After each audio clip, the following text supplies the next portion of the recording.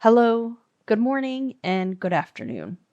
I hope your coffee is hot, your tea just right today.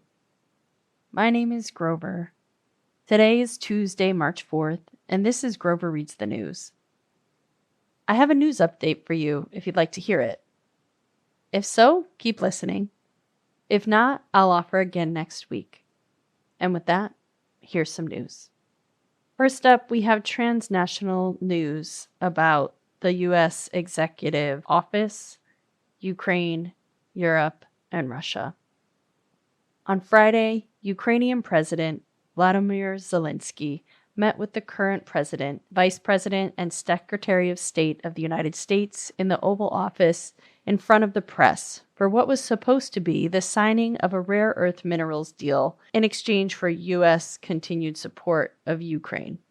Instead, Trump and Vance proceeded to berate Zelensky like schoolyard bullies.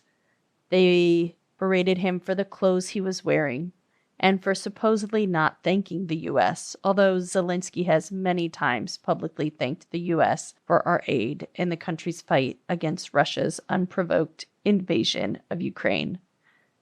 Then Trump canceled the joint press conference and essentially kicked Zelensky out of the White House. He also announced he was suspending all military aid to Ukraine. This comes a week after Trump directed the UN representatives to vote with North Korea, Russia, and Belarus last week against a UN resolution that called out Moscow's aggression and demanded an immediate withdrawal of Russia's troops. He also called for an abstention from a U.S. drafted resolution after French representatives added a sentence clarifying that Russia was the initial aggressor of the war against Ukraine. He also attempted to hold so-called peace talks with Russia, but not Ukraine, in recent weeks. After leaving the White House, Zelensky met with European leaders, who then hosted a summit on Sunday to coordinate increased support for Ukraine, announcing increased military spending, and offering a European presence on the ground in Ukraine to enforce any potential future ceasefire. Next, we have U.S. executive branch news about tariffs. Trump's planned tariffs against Canada, Mexico, and China have begun, and China and Canada have responded by implementing tariffs on U.S. goods. A tariff is a tax on imported goods, and companies who are importing the goods, such as big box retailers, car manufacturers, or food producers, usually pass those higher prices on to customers. For example, the province of Ontario's leader announced a 25% export tax on all electricity generated in Ontario that will be distributed to residents in Minnesota, New York, and Michigan. We can expect electrical costs to go up to offset the tax. The U.S. stock market has plummeted in response for 2 days in a row. Next, we have U.S. and transnational news about deportations. Lawyers of migrants who have been deported to Panama from the U.S. say they still have not been able to speak to their clients. The people who have been sent to Panama are not Panamanian, but come from countries like Turkey, China, Iran, Afghanistan, Uzbekistan, Nepal, Pakistan, India, and Vietnam. More than 100 people have refused to be returned to their home countries and instead are being held in a detention camp transferred to the Darien province, the province that includes the infamous Darien Gap, a corridor through the jungle that many migrants travel as they move through Central America to the United States. The arrangement that the U.S. made with Panama enables the U.S. to deport these people outside the U.S. without review of potential asylum status or other legal process protections within the U.S., and it makes it Panama's responsibility to organize these people's repatriation to their country of origin. These people have no relationships to anyone in Panama, and lawyers from the U.S. who represent them are not able, presumably, to practice law in Panama, putting these people in a deeply vulnerable position and legal limbo.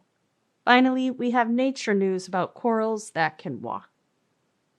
Coral reefs are made up of corals, right? They are a really special phenomenon where a living creature of a coral is sedentary and interrelated with its neighbors into a large and sprawling rock-like system that has a neon-lit, queer dance club vibe of aquatic life on top.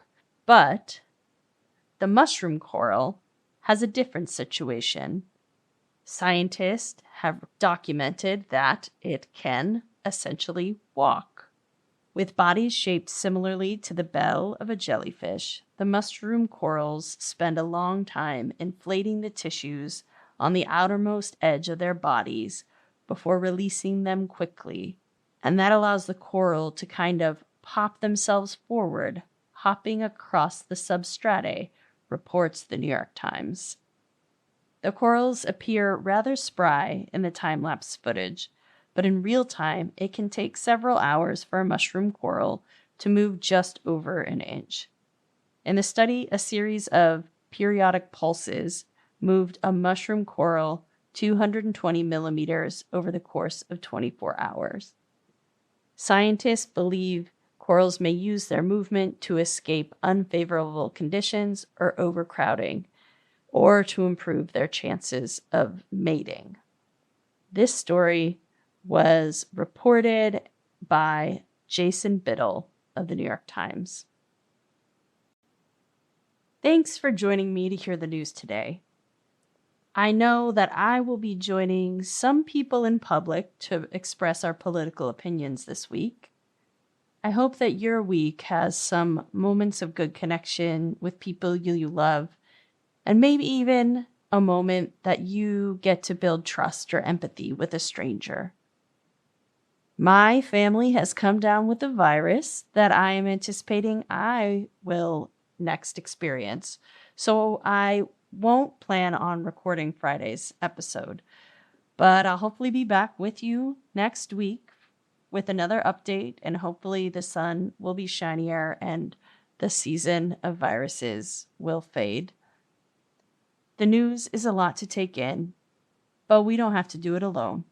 We can do it together. Thanks for making a moment to hear some news today with me. Until next time, be well.